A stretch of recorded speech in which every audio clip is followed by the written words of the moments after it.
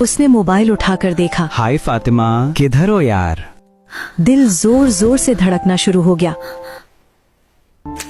Mobile side पर रखकर वो फिर से किताब की तरफ देखने लग गई। दोबारा से बीप हुई। किसी ने अंदर सरगोशी की। आखिरी बार बात कर लो, उसे आराम से कह दो कि आज के बाद वो मैसेज ना करे।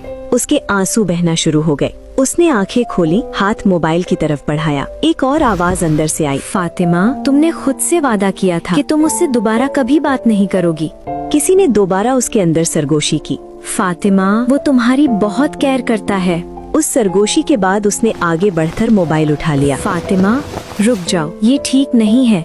फातिमा अब रिप्लाई करने के लिए टाइप कर रही थी। ये ताल्लुक जायज नहीं है। अपना वादा मत भूलो, वो तुम्हारा कुछ भी नहीं है। अंदर से आने वाली आवाज पहले के मुकाबले में धीमी हो गई थी। रिप्लाई सेंड हो चुका था।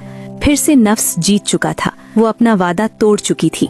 वो फिर से शैतान को खुश और रहमान को नाराज कर बैठी थी। क्या ये मोहब्बत थी? एक अजीब सी घुटन ने उसे घेर लिया था। कहीं दूर से इशा की आजान की आवाज आने लग गई। उसने टाइम देखा तो 9 बज चुके थे। वो पूरा 1 घंटा सुफियान से चैट करती रही। उसे एहसास ही नहीं हुआ था। उसने अजान को इग्नोर करके दोबारा मोबाइल उठाया और व्हाट्सएप ऑन किया। यकायक कुर्रतुल ऐन का स्टेटस सामने आया।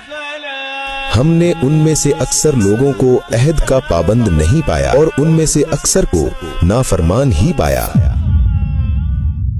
इसका ये स्टेटस देखकर फातिमा का दिल जैसे एक लम्हे के लिए बंद हो गया। उसके हाथ कांपने लगे।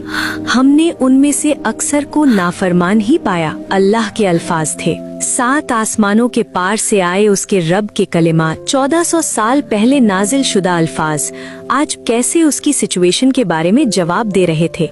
नाफरमान यानी मुझे? मैं नाफरमान? हाँ, मैं फिर से नाफरमानी कर बैठी।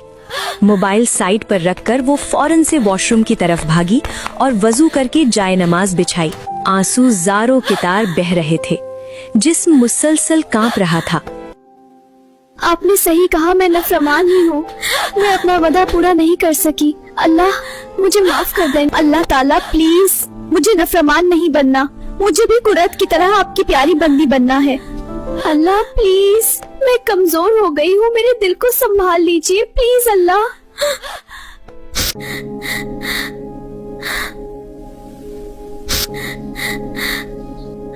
रोते रोते वो सजदे में गिर गई। जमीन उसकी नदामत में डूबी सिसकियों की गवाहियां समेट रही थी। हत्ता कि उसके दिल पर सुकून नाजिल होने लगी और उसे पता भी नहीं चला कब वो नींद की आगोश में चली गई।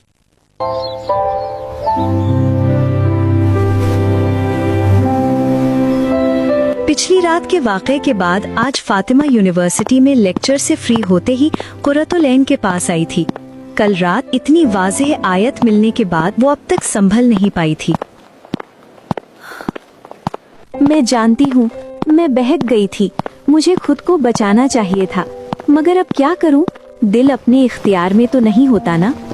फातिमा, ये हकीकत है कि दिल अपने इख्तियार में नहीं होता, मगर देखो, इसको बेइख्तियार करने का इख्तियार जरूर हमारे हाथ में होता है। तुम जानती हो अल्लाह ने क्यों कुरान में औरत और मर्द को नजरों की हिफाजत का हुक्म दिया है? नहीं, इसीलिए कि हमारे दिल का सुकून हमारे इख्तियार में रहे। नजरों की हिफाजत सबसे पहला अमल है जिससे इंसान या तो दिल का सुकून बचा सकता है या उसे बर्बाद कर सकता है। और सुनो, ये एक मर्ज है मगर लाइलाज नहीं है। इसकी शिफा मौजूद है। मैं शिफा चाहती हूँ। सबसे पहले तो परहेज और फिर दवा। परहेज में सबसे पहले तुम उसका नंबर डिलीट करके ब्लॉक करो। तमाम कॉन्वर्सेशंस और पिक्स सब कुछ डिलीट करो। उसके दिए हुए तोहफे, उन सब चीजों को खुद से दूर करो। कोई एक भी चीज ऐसी तुम्हारे पास ना हो जो तुम्हें उसकी याद दिलाए। जब तुम ये कर चुको फिर मुझे बताना। और सुनो, कोई काम भी रब से दुआ किए बगैर ना शुरू करना।